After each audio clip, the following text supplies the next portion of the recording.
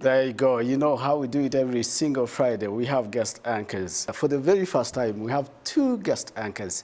And those are none other than Cherry and Nina. Many of you have missed them. And it's an honor that I'm hosting them this evening. Thank you so much, guys, for coming. Thank you for having us. Really Thank you so nice much. to have you this set. Thank you so much. We'll be talking to them later on. Many thanks indeed for joining us. And Ethan Tashobia, like always. Now, this Friday afternoon, President Paul Kagame arrived in Cairo, Egypt, for an official visit.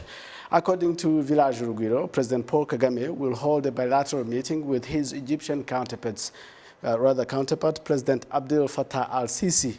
Rwanda and Egypt have enjoyed mutual cooperation in different areas of interest, including health and security. In May last year, the Commander-in-Chief of the Egyptian Armed Forces visited Rwanda and held talks with his counterpart, General Jean Bosco Kazura. In other news, this Friday evening, the First Lady of Rwanda, Madame Jeannette Kagame, attended the book launch of St. Albert College of Bujumbura at the Kigali Convention Center. It is a book written by Rwandans who studied and taught at St. Albert High School in Burundi. The book documents how this school was founded on the ideas of the Rwandan students living and studying in the foreign land. The book is a testament to the solidarity of the Rwandan educators and students at St. Albert School, where student refugees endured difficult situations but were able to overcome the challenges they were faced in collaboration with their teachers, thanks to the patriotic values and the cultural trainings received by their elders, including parents and teachers, through songs and entertainment events of Rwandan tradition. Now, from 1963 to 1994, the school awarded 1,119 diplomas to Rwandan refugees. Participants in the launch of the book say that many of the students at the school later on were involved in the struggle to liberate Rwanda. In other stories, the Transparency International Rwanda says that the role of farmers, especially women, in the agricultural performance contracts is still low. We have this report. A study released by Transparency International Rwanda on Friday found that the role of farmers, especially women, in the drafting of performance contracts at district level is still very low. The study was conducted in Kamonyi, Rubavu, and Burera districts, according to the Executive Director of Transparency International Rwanda, Apollinaire Mupiganyi.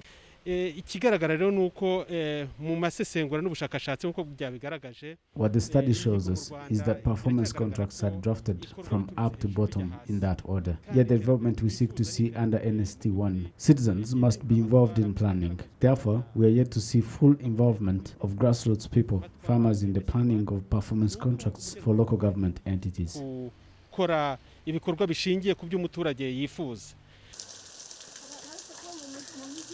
Some local authorities say that COVID-19 pandemic is the root cause of the gap, which has been highlighted by the role that farmers, especially women, should play in the planning of the regional performance targets as a whole.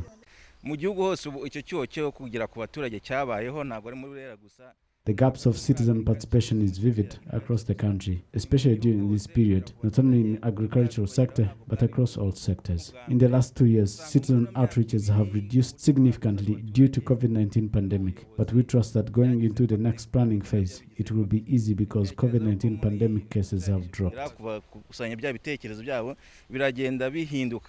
According to the Ministry of Local Government, such issues can be resolved through public awareness.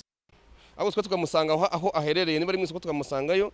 need to reach out to the people wherever they are, in marketplaces and sports facilities. They don't have to come to us, but we need to find them wherever they are and consult them in our planning phase.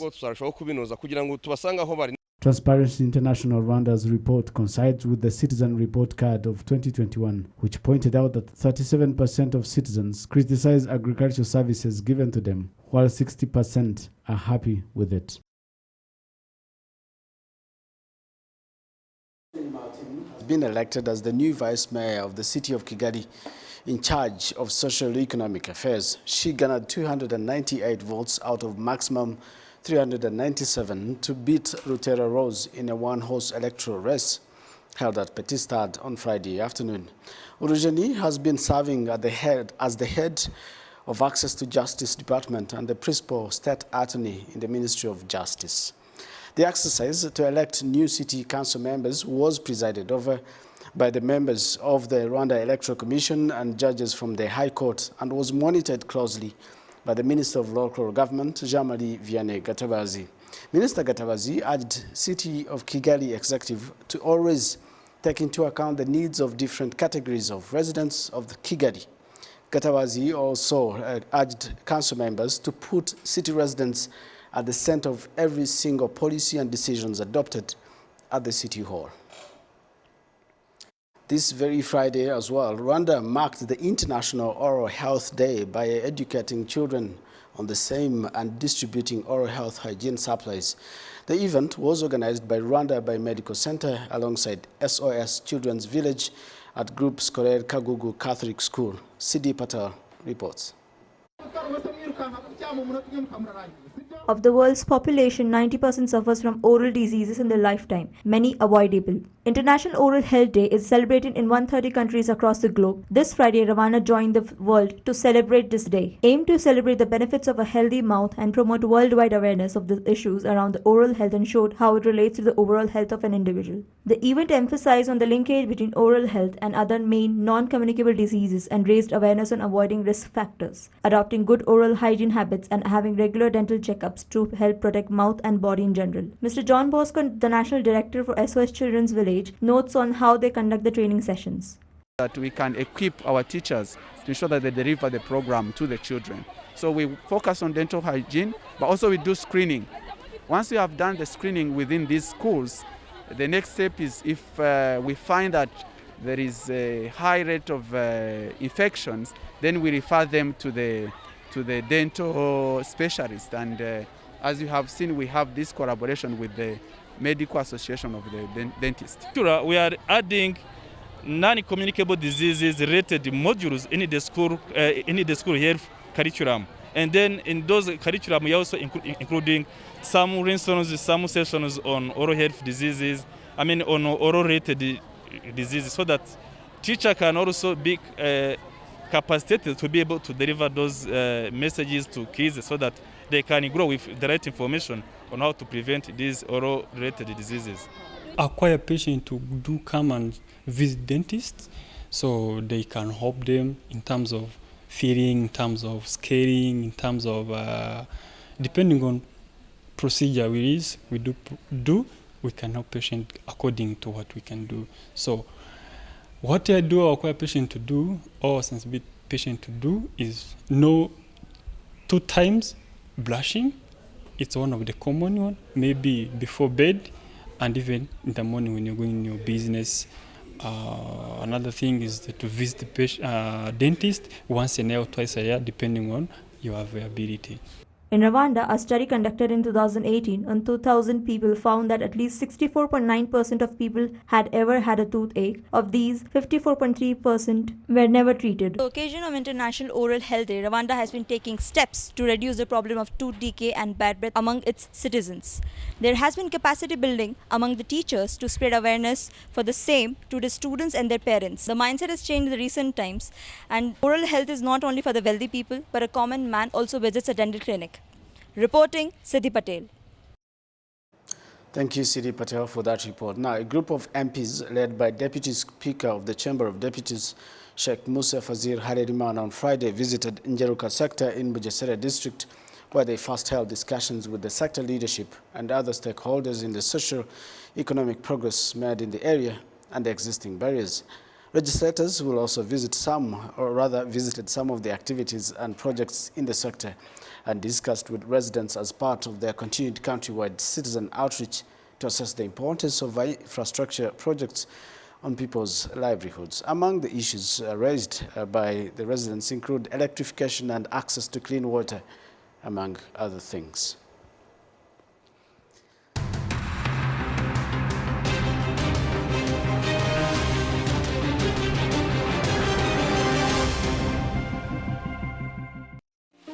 Byarenze kuba momo, birenga kuba kode, ubu ni impano zishimwe buri cyumweru.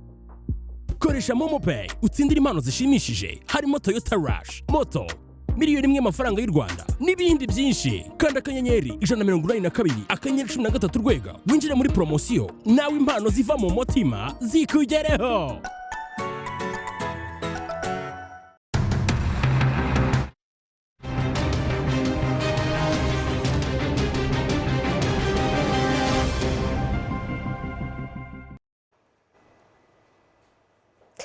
Welcome back. You are still watching RTV News. I am Muhoza Fatuma.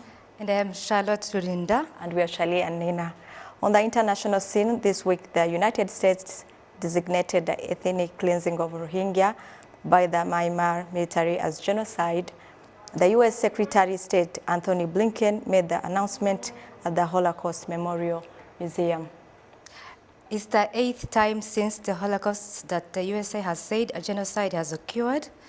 Experts say it will further isolate the country's ruling class internationally. We have this report courtesy of VOA.